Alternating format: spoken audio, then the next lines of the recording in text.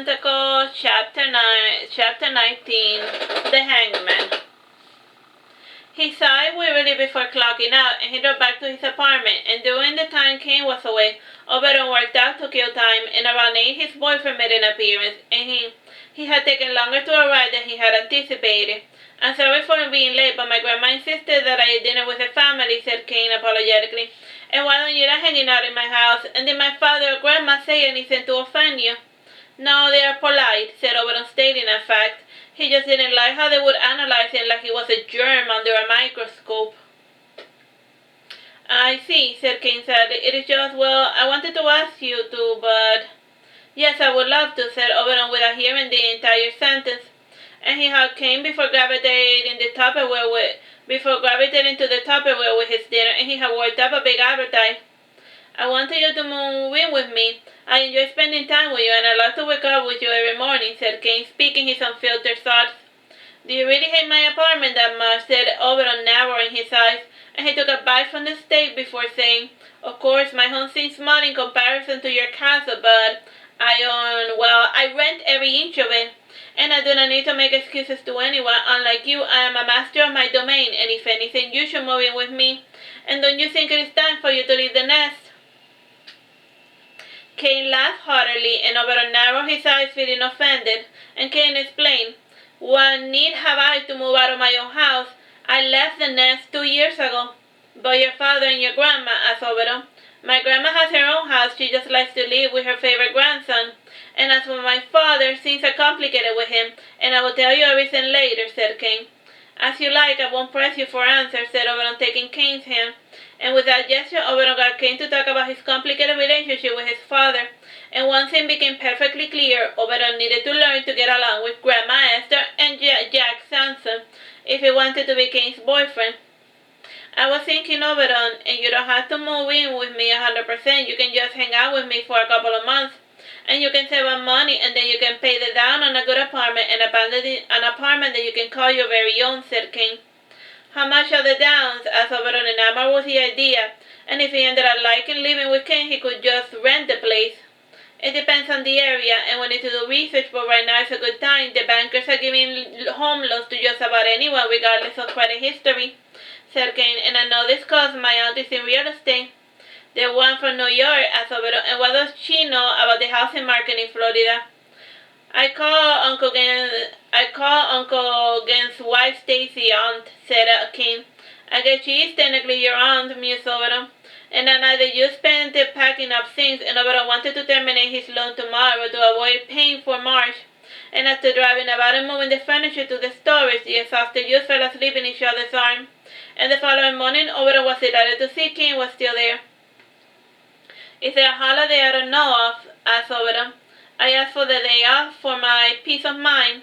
At least that is the official lie, and my boss didn't bother to question it, considering what I went through," said Kain. "And the first thing Oberon did was give the notification, and he had to be out of there in 7 days. And the friends packed up the bed, and they drove to the storage, and in the morning Oberon was able to get a better look at the spacious rental area that had formerly belonged to Kain's grandpa. "You can almost live here if you want to," said Oberon, admiring the roominess of it. "Some folks do live here," said Kain, saluting one of the neighbors. "Has anyone ever stolen anything from here?" asked Oberon, becoming paranoid about losing what little he owed. "I'm going to move your things behind the Iron Maiden, and now whoever sees her thinks that she is haunted, and nobody would dare approach her to steal your things," said Kain, dragging the bed and placing it behind the Iron Maiden.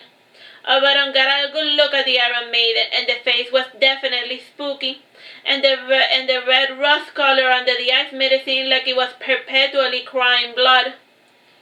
This Iron Maiden was never used. A guy named J. Ickenhauser created the device to display on the World Columbian Exposition, but don't tell anyone. It is funny for people to think that this little lady actually killed people," giggled Kain. "And most Iron Maidens were created around the 1800s, and by then the Grand Inquisition and their devices had gone out of fashion." "Do you have a torture device that was actually used?" asked Oberon, possessed by morbid curiosity. "This one was my grandpa's favorite, the Pear of Agony," said Kain, showing off the deadly instrument, and he explained. You stick it up your orifice and then you expand it until, well, you get the idea. And have you ever gotten freaky with one of these things as over on picking up a whip? And Honey asked me the same thing once, and no, we don't get freaky with Grandpa's things. And these are antiques, not toys, and if you want a whip, you will have to buy a new one. And plus, why would you want to use something used and rusted and gross when Kain taking the whip away? Don't need to buy one when I have one, said Oberon, removing his belt. And don't even think about it, warned Kain. And Oberon cracked the whip before attempting to give Kain a good licking. And Kain swiftly dodged past the whip before putting distance. And Oberon gave Kain the runabout inside the storage unit and tried his mind he could never get within striking range. And when he got tired of running, Kain asked, "Are you done fooling about?" "Just about," lied Oberon, running up the whip. And said Kain wasn't drawing closer, he put the belt back on. Kain returned to Oberon's side, and Oberon playfully pinched Kain's behind, and Kain rolled his eyes before sitting down in the driver's seat. And during the drive home, he started to question his decision of allowing Oberon to live with him. And the whip and the pinching thing was something he didn't like, and if it was just a playful pinch, the pain reminded him of his mother. And every time a lover reminded him of his mother, it made Kain desire to end the whole affair. He opened his mouth to speak about the matter, but he kept changing his mind. He didn't know how to phrase the problem in a way that Oberon wouldn't become offended. And the silence followed them all the way back to the house, and Oberon was too busy testing Natasha to notice that his boyfriend had become distant. "It is too soon for you to move in together," tested Natasha. "And what do you know?" tested Oberon. "And you have never been in a committed relationship." "Neither have you, stupid," tested Natasha. "I was one," tested Oberon. "That relationship doesn't count, and it's wrong, and it was wrong, and I can't believe you still defending that prick who took advantage of you," tested Natasha. Oberon's first boyfriend was a coach assistant who was 3 years his senior, and the two had secretly started dating when he was 14, and their relationship continued for 2 more years. And everything ended when his father found the two of them in the bed together. And to avoid obvious complication, Oberon's boyfriend stopped seeing the youth, and it confronted his claim that it had only happened once. "And nobody forced me into anything," Natasha tested Oberon. "Fine, whatever, forget it," tested Natasha, frustrated. "And just so come crying to me when Kain boots you out of the house for something insensitive you did." "What? I never," tested Oberon, offended. "I'm just saying that when the lower head gets excited, the top one stops thinking," tested Natasha before closing communication channels. Oberon closed his cell phone and he turned to look at Kain, and since he looked pouty, Oberon gave Kain a kiss on the cheek. And Kain blushed in his mouth shyly, and he was going to forget that pinch. And when he opened the door, he found when he saw the entire family visiting, and Oberon saw the strangers, and he shrunk into his frame. The scene was starting to look a little too familiar. And Jack was the first to enter the stage, and he was wearing his father's Vietnam War camouflage vest. "You disappoint me, son," said Jack in mimicry of his father, and he was taking all of his willpower to keep himself from laughing. "And whatever possessed you to sleep with a man, and with a female fish is not biting, honestly, my son. If you truly like men, that would be one thing, but this just reeks of desperation." "I am sorry, Dad," whispered Kain, staring at the floor. "But this is my house, and if I want to sleep with a man, you have no business butting in." And much to his surprise, everyone started clapping, and Uncle Ken laughing said, "So you finally matured. Good for you, Kain. Although the next time you stand up for yourself, raise the volume by a few decibels," advised Stacy. "I had trouble hearing you from the kitchen." "And don't apologize," said Esther. "You have done nothing wrong." "Do you have anything to say?" asked Kain to the maiden that was sitting beside Uncle Ken. "I just came here to drink coffee with my brothers, and this Oberon thing is news to me, and therefore I haven't formulated an opinion," said the maiden stoically, and she added, and by, it is the way you choose to greet your favorite aunt." Kain hugged his aunt, and he lingered on the embrace, since it had been a while since they had last held one another, and she felt shorter, or maybe he had grown taller, and he took her by the hand to have her stand before Oberon. "This is my Aunt Elizabeth, and she's the self-proclaimed favorite aunt," said Kain, presenting his aunt. "And she lives in a shoebox in the Big Apple." "My apartment is not that small," lied Elizabeth. "And how long are you going to be visiting for?" asked Kain. "Do you want to get rid of me already?" asked Elizabeth, giggling. No, Auntie, I would love for you to stay with me for as long as you want, said Kain, smiling shyly. And he would speak with her sporadically on the phone whenever her busy schedule allowed her to give signs of life. Over another Elizabeth's ashen eyes, so similar to Kain's.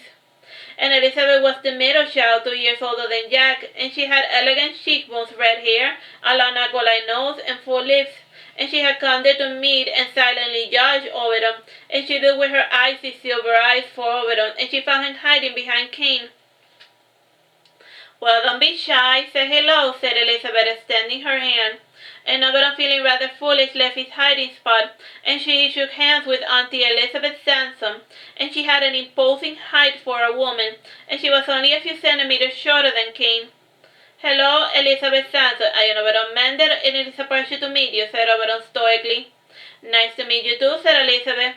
And I have news for everyone, and my boss opened a store in Miami, and a store that she wants me to manage, and the prodigal daughter is coming home. Also, this reunion wasn't to complain about him, as all came pointing to Oberon. No, sorry, honey, but we were bored, so we decided to prank you, joked Elizabeth. I am moving in with Kain, said Oberon, placing his hand around Kain's waist. We know, tattled Jack. And Natasha already warned us about you. Did she now? Asked Oberon, narrowing his eyes. I'm going to start dinner and put your things in my closet, said Kain, donning his apron. Oberon went to the bedroom to get his things inside a bag, and he opened the closet. And after pushing the closet aside, he noticed the roominess. And it only appeared full because Kain would space out his office a lot, and Kain wasn't a fan of buying clothing. And Oberon stuffed his attire on the left side of the closet, and he took his toothbrush and paste in the bathroom, and he placed his protection inside the drawer. And necessary for a place for his undergarment and for his toys, loot toys. He rummaged through the nightstand, and the first drawer was overstuffed with undergarments, and there was a photo of Grandpa Raphael with his arms crossed, and the other was Hindu, and behind him there was the Taj Mahal. Wow, Grandpa Raphael got around, commented Oberon. He certainly did, said Elizabeth, entering the room. So where are you putting your things? I was wondering that myself, said Oberon nervously. If Kain didn't make room for you here, you know what that means, said Elizabeth with her silky snake-like voice, and she always ran her S's. No, said Oberon. And before she could say more, Kain entered the room to say, I'm going to my grandma's house to borrow a drawer. I will be right back. Before you go, measure to make certain that you actually have room for it, said Elizabeth. Kain ran back with a ruler, and during the interlude, Elizabeth commented, So let me get the facts straight. You slept with my nephew once, and the next day he lets you move in with him. He asked me to move in with him, not the other way around, said Oberon defensively. And you readily agree without giving it a second thought, said Elizabeth dryly. Auntie, please be nice. You don't know Oberon like I do, said Kain with tears rising into his gray eyes. And he took care of me after the incident. And he patiently fed me and washed me and lulled me to sleep during the nights I couldn't summon the energy to rise from bed. I see, said Elizabeth, and she added, narrowing her eyes. What I don't understand is why you waited so long to tell us what Eric did to you. Shame, said Oberon. Fear, said Elizabeth, and based on the way Kain flinched entered his gaze, it was obvious that she had guessed right. And every time you have a problem, you fear that it will turn into a family crisis. And you can relax, Kain. Dad is not here anymore to blow things out of proportion. I know, but I really wish it was. I really wish it was, said Kain, covering his face to cry. And he sobbed into Elizabeth's shoulder, and Oberon watched the scene extremely perplexed. And he looked at the drawer that had Raphael's photo, and even in death, he still casted a long shadow over Kain's heart. I'm going to get the drawer, and you stay here and make me my dinner, and you dry terribly whenever you're upset, said Elizabeth, cleaning Kain's face with a handkerchief she brought out of her pocket. Oberon opened his mouth to comment, but he chose to remain silent, and Kain went to the kitchen to make dinner, and with nothing better to do, Oberon sat at the dining table to force himself to interact with Kain's family, and they were part of the whole package. That's it, that's bye-bye.